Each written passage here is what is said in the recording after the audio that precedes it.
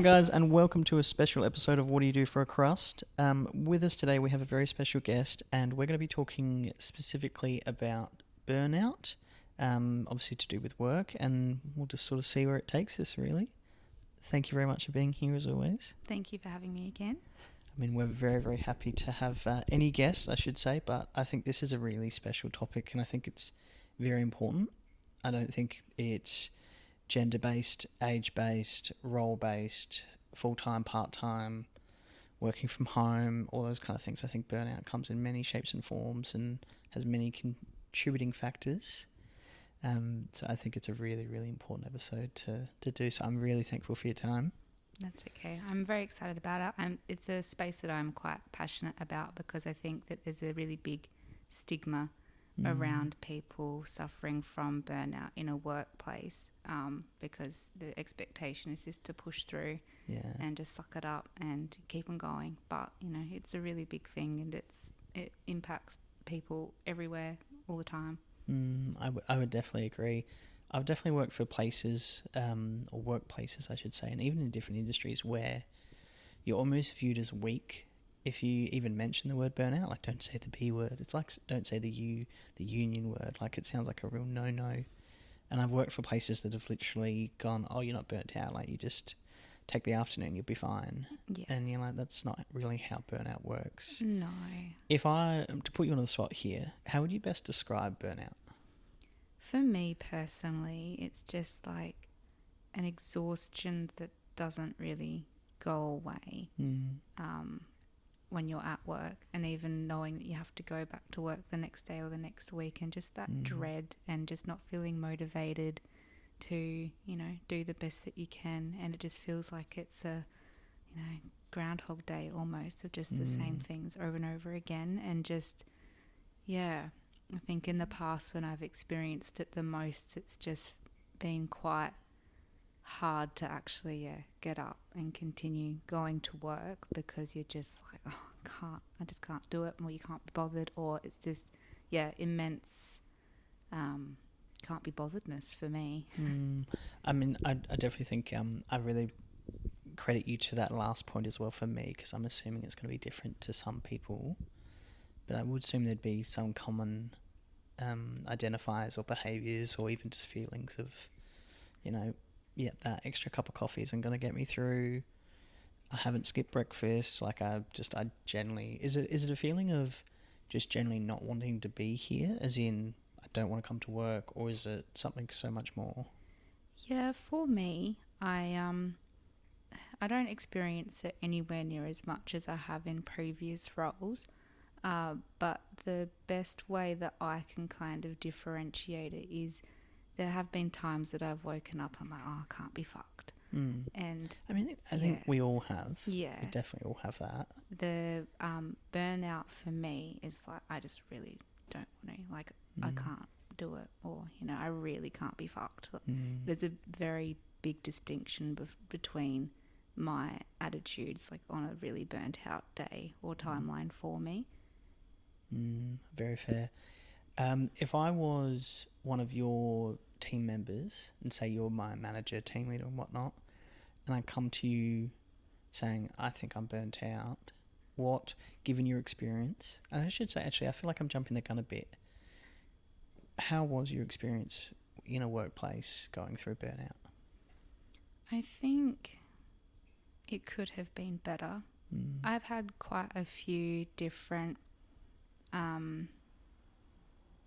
industries that I've worked in, and I think different roles had different levels of burnout, so it was very much role dependent. But yeah, I had some workplaces where I would say that I was struggling and wouldn't really get the support, so I feel like it's definitely something that workplaces and managers definitely could treat and approach better, because it is a real thing. I think... Wait, was your example asking if I was your manager? Yeah.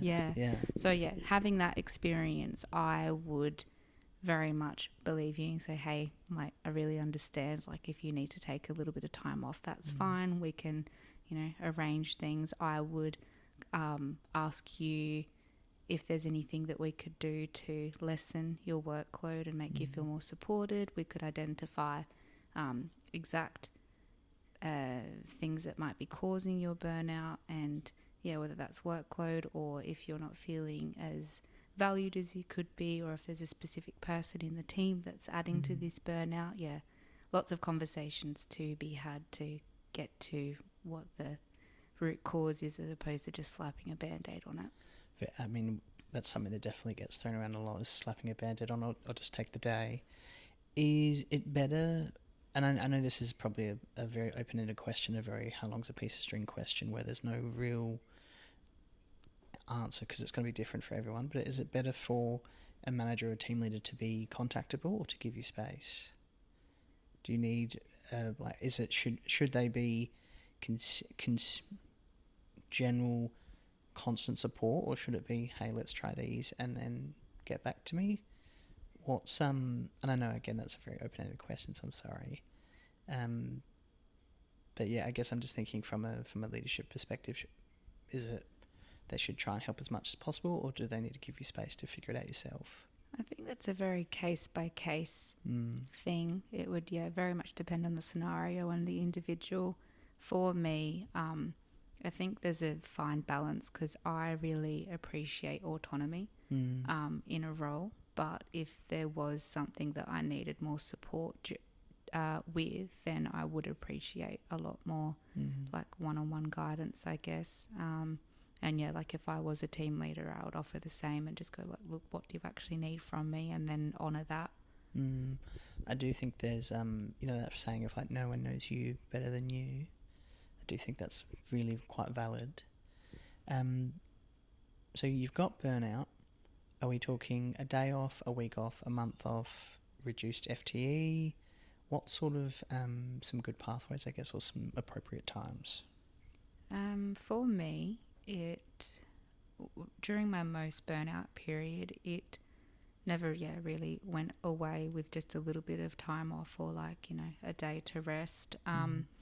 But I think in that period of my life, it was very much role-based. So again, it's individualized, and it would depend on how severe it is and what the core reason is, because if there are things that can be fixed, then you'd approach that accordingly. But if as an individual you identify that it's the role, or just the sheer amount of hours, like FTE reduction, that would help. It's a really hard thing to give advice on, I guess, because it is so subjective and personal. But in my experience, my initial severe burnout I identified was the role and the organisation that I was working for. So I did leave, and then I ended up in a similar position at another company. And during that time, I think for me, once I'm like 6 months into a role, that's where I start to feel that I struggle a little bit more, and the feelings of burnout do come on, especially working in a full-time position. And it was at this company about 6 months in, or before that actually, that I started to notice that I was struggling a little bit more.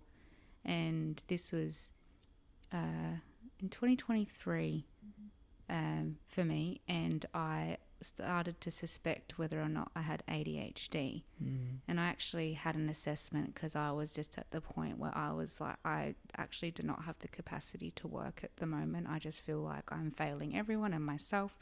And it was, is it ADHD or is it just burnout? And I'm just not, able to function at the moment. And that ADHD assessment came back as negative, and I lost my job at this organisation because I didn't pass probation, which was really hard because I didn't lie at all. I was so open and honest to my manager, and I was, honest about the fact that I needed extra help, but, they just didn't think that I was performing as well as I could have been, even though I was so honest about the fact that I needed extra help, and it wasn't a matter of like not being suitable for the role.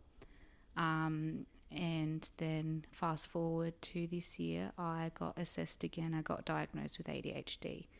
So now that I have that diagnosis, reflecting back on my whole working life makes so much sense, because I do struggle to work a full-time job, and I think trying to fit myself into a box that is full of expectations and, you know, rules and regulations and things, which are obviously needed, but I was just trying to fit myself into the wrong box. And I found that pressure, and especially from like a time management perspective, really difficult. And long story short, I then left that job, and I decided that I wanted to do something hands-on and completely different from the disability sector. And I decided to start applying for just like construction assistance work, or even applied for mining, and I ended up landing a gardening horticultural role. And I worked there for a year, and in that time I didn't actually get burnt out. I was just tired of working in the sun all day, every day. Interesting that quite a physical job then, you know, it wasn't the burnout that came from that. It was the burnout from, you know, the other, maybe not high pressure job, or maybe it was high pressure job, but it sounds like it was more the organisation or their practice, I guess, compared to the actual physical work. Am I right in that? Yeah, the gardening job was amazing. Like, I loved it. The autonomy was great, just given jobs at the start of the week and you have to finish them to, you know, a certain level of, what's the word? Oh, a certain, I don't know, calibre or something like that? Or just to, like, hit the mark and go from there? So they're done. But that was a awesome job for me, because there was no, like, you have to do it this way. It was just like, complete the job, and when you're done, you know, just move on to your next one. And physical things do come quite naturally to me, and I enjoyed it. It kept me fit and active, kept my brain busy in a completely different way than what I'd ever done before. And I think that autonomy, or working in a very small team, like with one or two other people each day, really made me realise that I am able to work. I just need a job that actually works for me. And so I think by the end of that, it wasn't, burnout. It was just like, I guess, physical exhaustion from working in 38-degree days. I mean, that's definitely pretty rough. I can understand that. Yeah. First of all, I should say kudos to you for leaving that first job, particularly when, you know, the stresses and it doesn't sound like it was a good vibe at all, or potentially wasn't a good fit and leading to that burnout. The second one, I'm so sorry to hear that organisation took that practice, and it sounds like they probably could have been a lot more supportive. I do find that some roles and some organisations, some industries, they won't budge at all on a career or position. It's like, yep, this is the duty, this is the job, and that's it. They won't even accept suggestions or ways of improvement as well. It's like no, this is your task, go, and then that's it. So I'm really sorry to hear that about the second company. Did the break into gardening, did that sort of give you a chance to not like sort of set or reset, but just to sort of step away for a bit? It did. I think that was the main reason why I decided to move into something physical. And when I first started looking, I didn't really mind what it was. I just wanted to recover from my burnout, and that well and truly happened. And in that time, I realised that I actually really do enjoy helping people. And in the past, I had done disability support work on and off, and I decided at that point, I was like, you know what, I am ready to start helping people again. And so I set up my own business, and being my own boss is amazing. But I think I wouldn't have gotten to the point that I am now and have such a good understanding of my brain and the way that I actually am able to work without burning out, without all of those experiences. Can I ask you, do you think there are roles or industries that are more prevalent to burnout? I do. I think as much as, there definitely would be industries and roles that would produce higher burnout, I do also think it's individualised to an extent too, because it depends on how people actually function and learn. I guess, like, I am a kinesthetic learner, and I am very hands-on, and I think me being stuck behind a desk every day just didn't suit my brain, but I was trying to force myself into that. But then there are people out there who are very, numbers heavy, don't mind being Very in a true. role like that. But yeah, I think the disability sector is a big one. And I think that there are definitely industries out there that have high turnover of staff because it is quite a high pressure, high, risk High industry. stakes, a lot of movement, KPIs, Yeah. There's always a fascination, I guess, with, and this is another reason why we're wanting to do this podcast, I guess, is a lot of people just don't know what they want to do, and they don't, you don't know what you don't know, which is, I know, such a shitty cop-out, but so, you get into that job where you're behind the desk and you go, oh, and now I don't like this, but I've got dependents, I've got a mortgage, I've got children, I've got bills, whatever it might be, and they feel stuck. Kudos to you, first of all, for getting around that. I think a lot of people would be surprised that you got over burnout by still working. Most people would just assume, okay, yeah, you need a holiday. Like, go to Bali, go to wherever for 2 weeks, a month, whatever it might be, and just set and forget, and it'll be fine. And I think a lot of people, in my opinion, and I'd love to get your opinion on this as well, I think a lot of people are probably experiencing burnout, but then go, oh yeah, I just need a holiday, and then go right back to it. Would you agree? I would agree. I definitely agree. I think it's very easy for us just to go, oh yeah, a break will fix it, but then we're coming back to the same problem a lot of the time. Yeah, if not sometimes worse, because you haven't been there, so you've got to play catch up, or you've got to fix problems that have occurred while you've been away. I occasionally experience burnout if I'm, working quite a busy period, especially now leading into Christmas is very busy for me. But yeah, definitely, it's probably 1 in 100 versus 90 in 100 in the past. But I actually went to Japan in October this year. Jealous. And I was there for 2.5 weeks, and it was the most amazing time of my life. And then I still got the blues coming home. Like, I was so excited to, see my clients again and get back into working, especially because I am self-employed and don't have annual leave. Fair, very fair. But yeah, I've really struggled to adjust back to reality because, being on holiday away from any responsibility is always going to be better than working. Yeah. There's a theory going on. I can't remember the name of the theory, but they suggest that you haven't had a break. Your break hasn't been long enough until the point where you don't know the day. You know how there's always that period in between Christmas and New Year's where you don't know, the date, but you actually don't know what day it is. It could, whatever, Monday, Tuesday, whatever.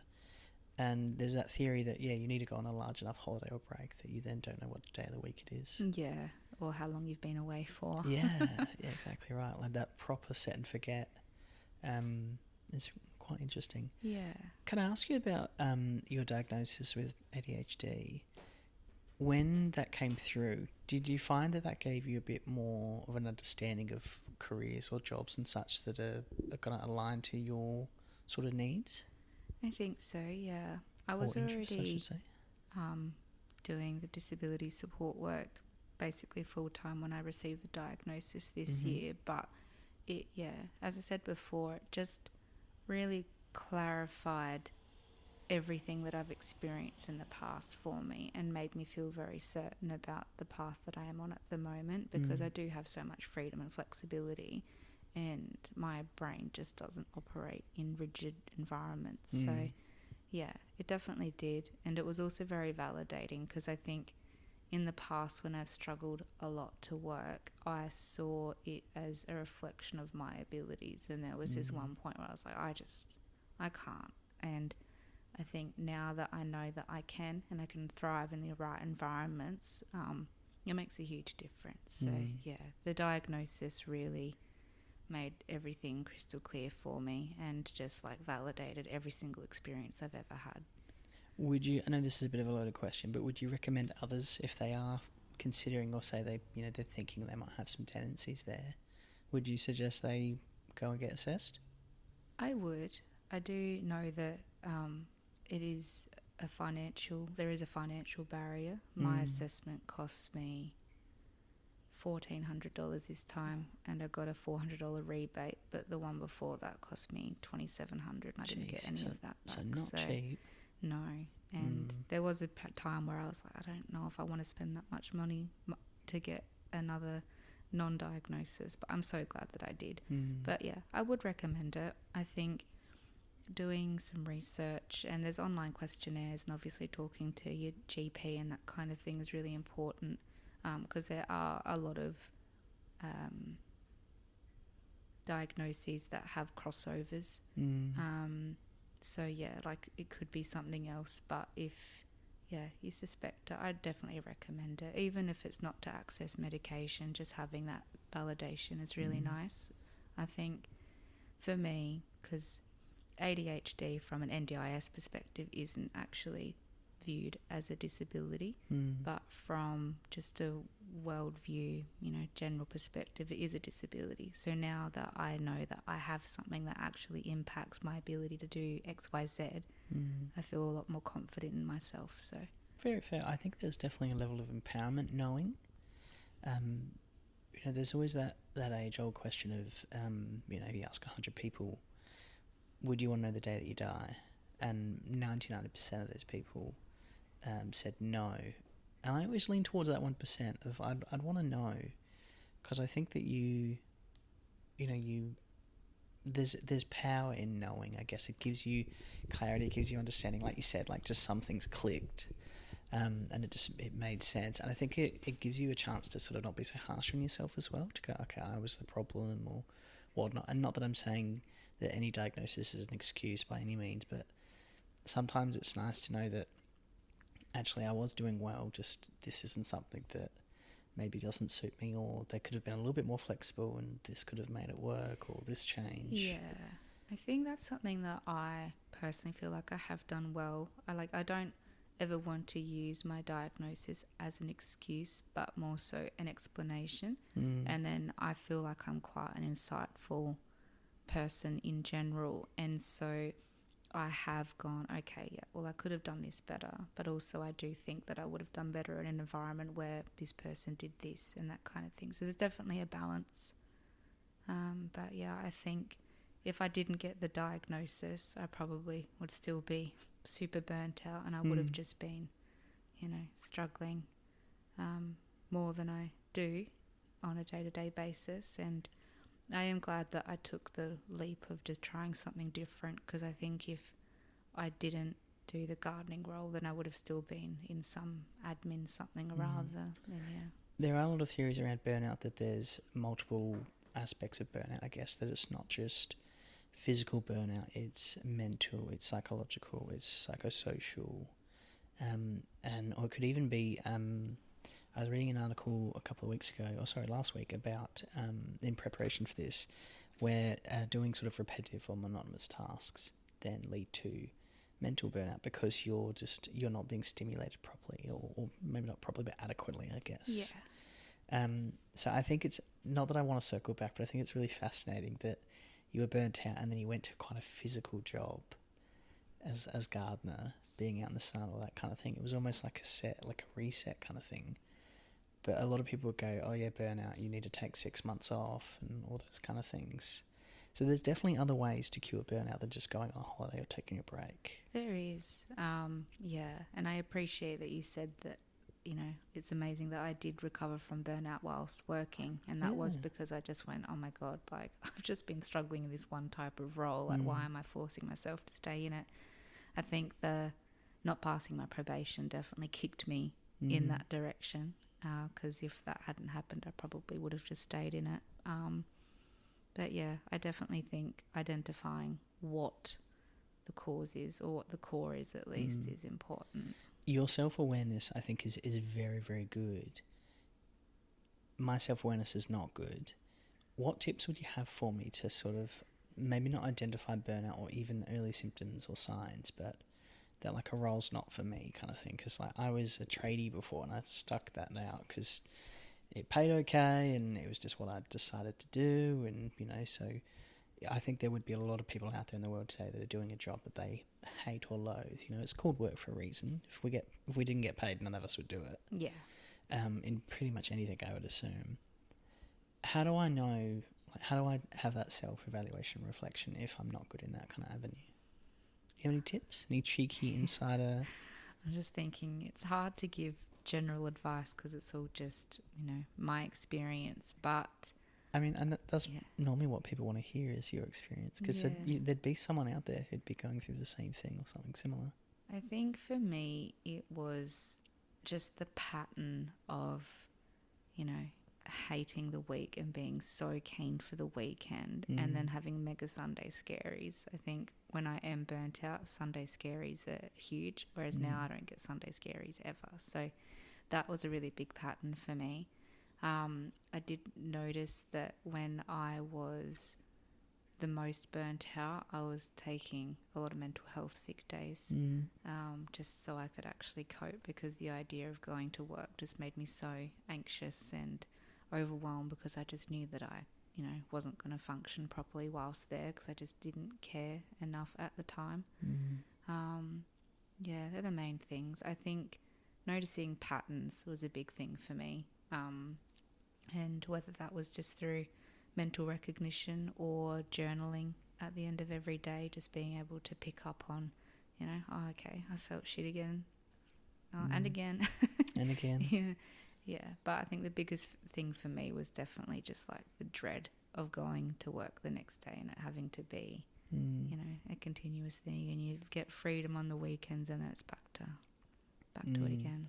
I'm a big planner, or my wife would say I'm a big planner. I think I'm quite off the cuff, but I'm definitely not. I am a planner. And I definitely experienced some form of burnout when I was in my trade, and just I had no desire or no interest or no passion. So it kind of made me a shell of a human to a certain point. And, I found it interesting, and I slept well at night because it was so physically demanding. But for me, in my transition, I had a number. That's how I sort of sorted it and assessed, I guess. So I had a quick idea of what I wanted to do. I wanted to go back to uni or go to uni, try and, educate myself and sort of upskill, I guess. And for me, I was taking a huge financial risk. I had car loans, I had credit cards, I had all these other bits and pieces, and rent and, bills due and all that kind of stuff. So for me, I had a number saved up where I thought that was enough for me to then smoothly transition without, being so financially stressed and caught up and having debt collectors change me and all those kind of things. Did you do anything to prepare yourself for sort of transitioning across? No, I didn't actually. The first job that I mentioned, I just got so sick of it that I quit on the spot. Wow. And I negotiated with whoever I needed to negotiate with to only give 1 week notice, because I was just so over it. And then I found my other job within a 2-week time frame, which was amazing. And then the second one, I got a payout because of the nature of how I left, and it took me about a month to find another job, but I did have a bit of savings that wasn't saved intentionally. It was just savings. Just lucky, so I was comfortable, but it definitely got to a point where I was like, okay, I need to find something soon. Yeah, so I think, I don't know, I always recommend that people have like a income buffer anyway. A little nest egg, a little emergency fund to stow away. Yeah. Can I ask you then, a lot of people would then, in changing careers or changing jobs and such, can be stressful. It can then put more financial burden on yourself or your partner or your family or whatever it might be. And some people would then view it as quite counterproductive. I'm here, I know what I'm doing, I'm settled. Is the grass always greener, as an example? What motivated you to sort of go, okay, yeah, this is it? Like, you quit on the spot. A lot of people don't have the gumption to then do that. They're like, oh, I'll just see how it go, and I'll give it a couple of weeks, and a couple of weeks turns into a couple of months turns into a couple of years. Yeah, I think it was because that job, I was there for over 2 years, and so I think for probably over a year of that, I was ready to leave, and I just didn't have it in me. And then it just got to a point where I was like, what am I doing? And so I just decided to. And I think that was also a period where I was struggling to show up in a way that my managers, etc., were expecting me to, because of my burnout and undiagnosed ADHD. So I was just ready to leave, and I didn't want to get in trouble or anything. So I was like, all right, I'll just go before anything happens. So that was a big motivator. But I was also just over it. And I think at the time there were other people leaving, because there was quite like... It's usually, I mean, I'm going to stereotype here, but usually if one person's experiencing burnout, there's usually more. Yeah. It's not normally, and let's face it, like work is work, yeah, but a business is a business. At the end of the day, they do need to make money. They've got shareholders, stakeholders, boards, CEOs, all that kind of stuff. Yeah. At the end of the day, they do need to make money. Exactly. I just think, I don't know, there's this, for me as well, you know, it's the role itself, but it's also management styles. Like, you know, there's a management style that aligns with me more than others do. So I think at the time there was just quite a few things that were all bubbling away, and then I was like, no, I'm out of here. So yeah, but I just thought of something because you said before about how your burnout presented quite you know, just in like a lack of interest of things, and that was something I haven't touched on for me. I think like it kind of presented as a very low level depression a lot of the time. Again, just like, you know, lack of interest in things that you were interested in before, like no desire to do much.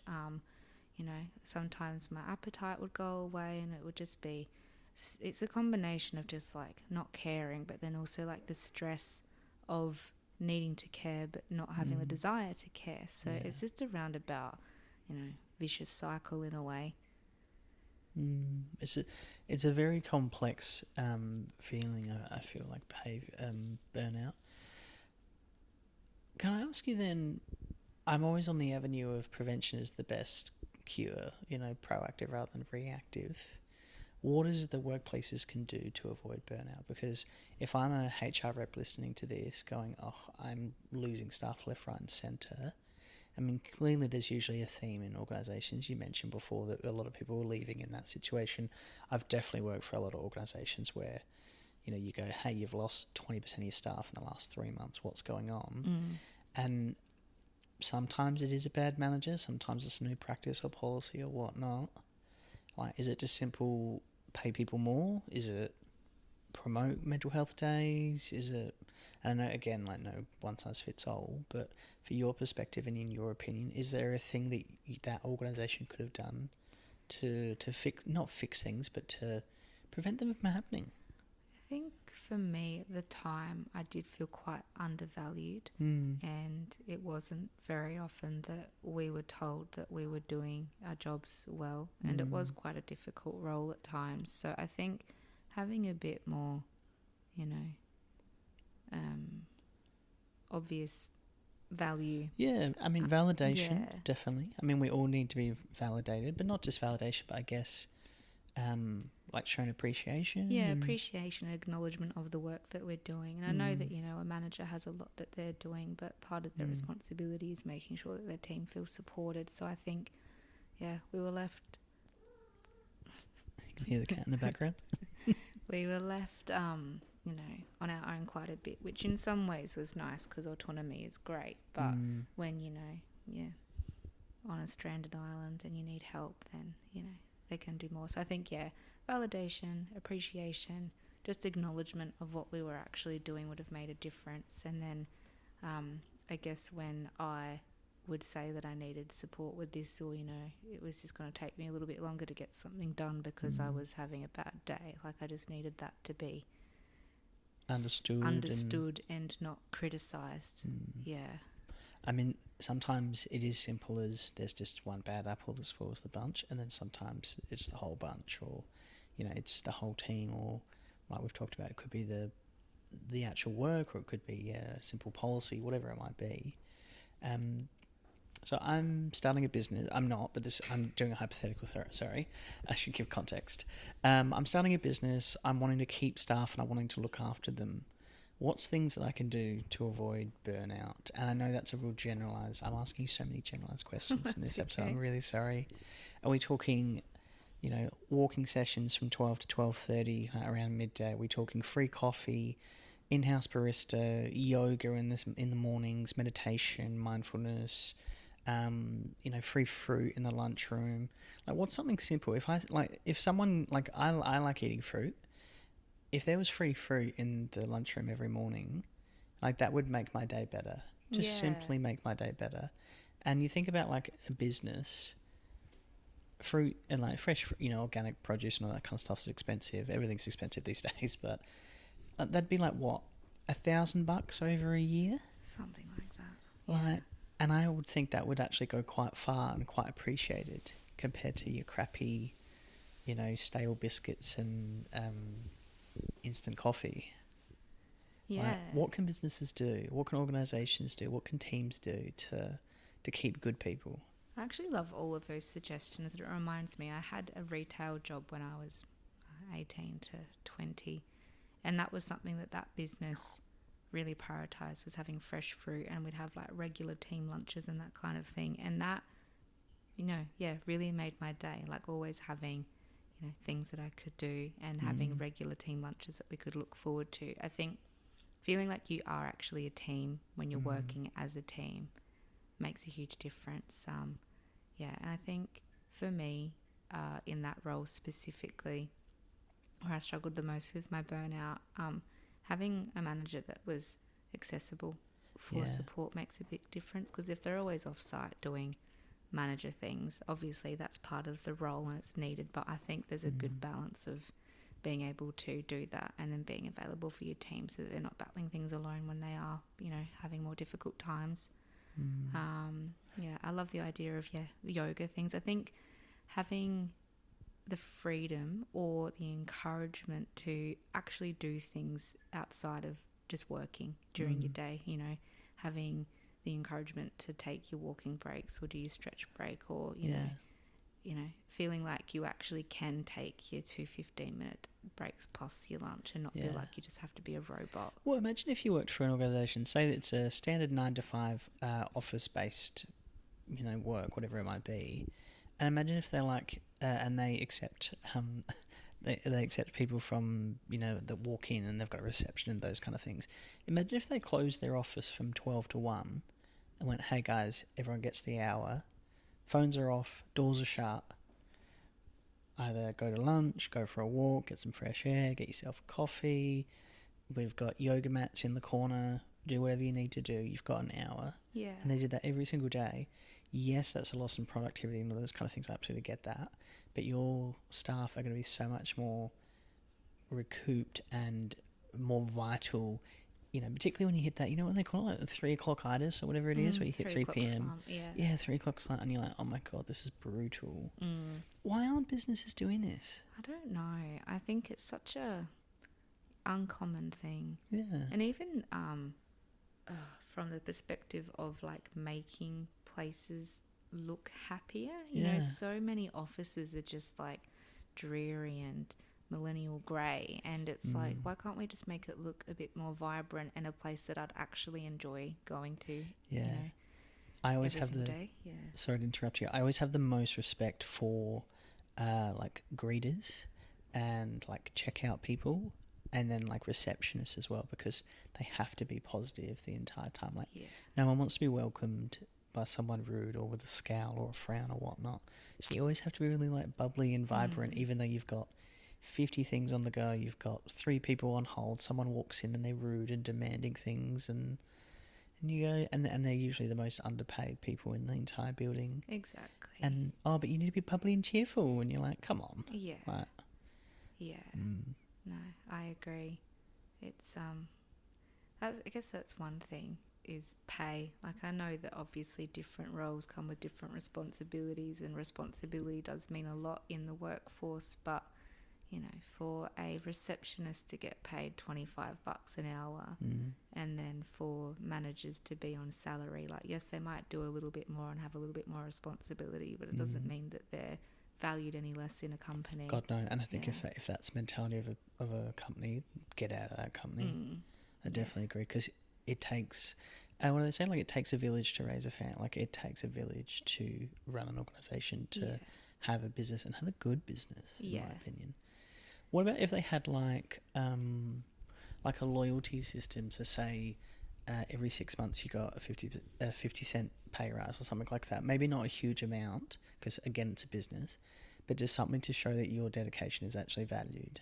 I think that would make a difference, knowing that the hard work that you do put in is actually recognised, and not just through like a, hey, you did a good job. Like, you can actually see it, because actions speak so much louder than words.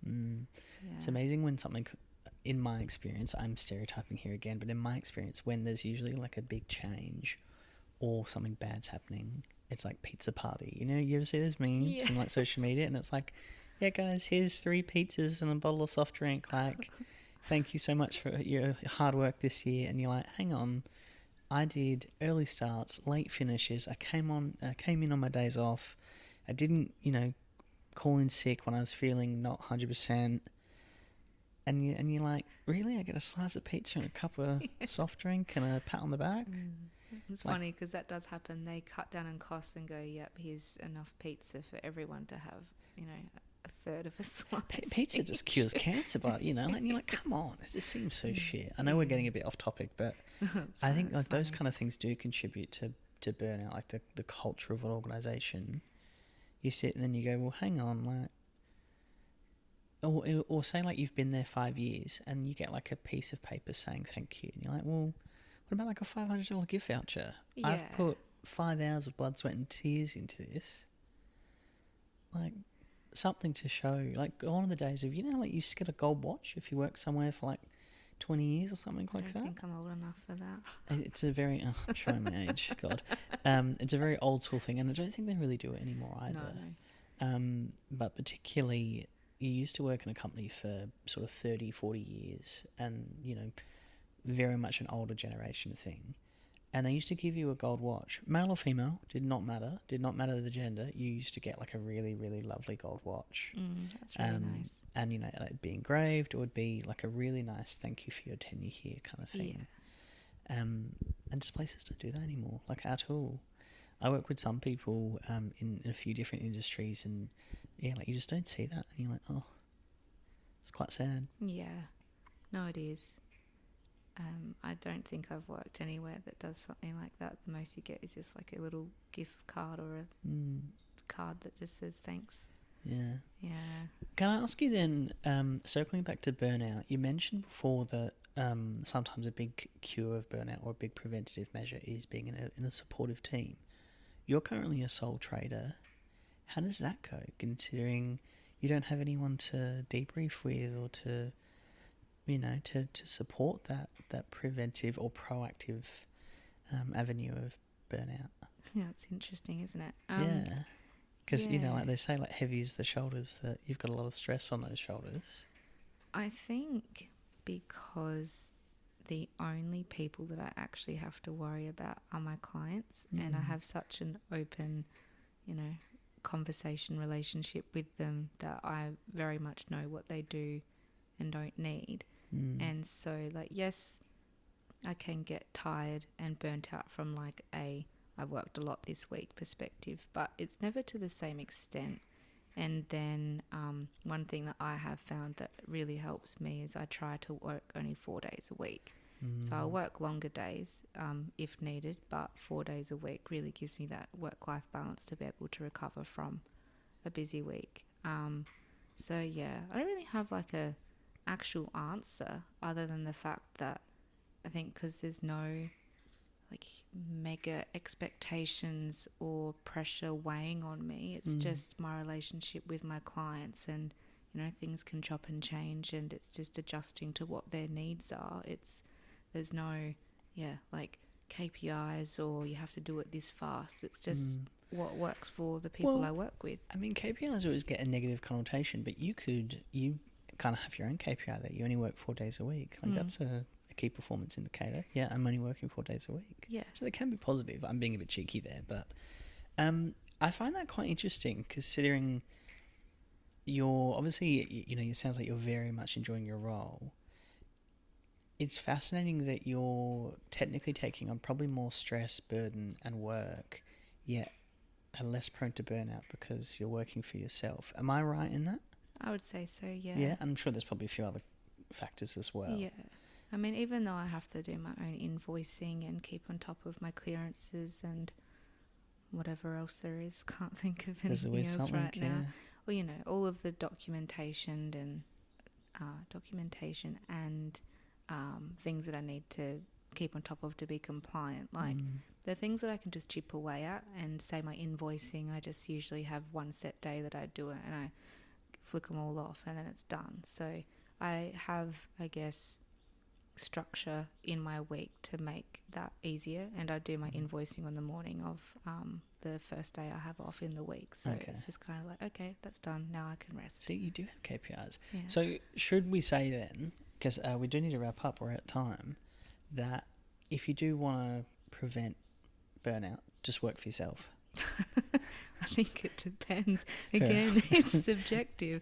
But yeah, I think being your own boss gives you a lot of freedom and flexibility. I have heard lots of stories about people just hating the corporate world and then starting their like own clothing business and their love life. Like, I think whatever job you're doing will always have challenges, but it's just a matter of how you manage them and also what they are. Because if there's something that you can deal with and put things in place around them to make it easier to cope with, then absolutely. But if it's just going to drag you down again, like, it's not worth it. Oh, not worth it.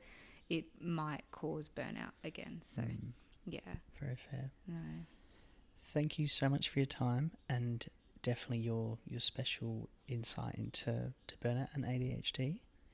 Very, very appreciative of your time. No worries. Thank you for having me. Thank you.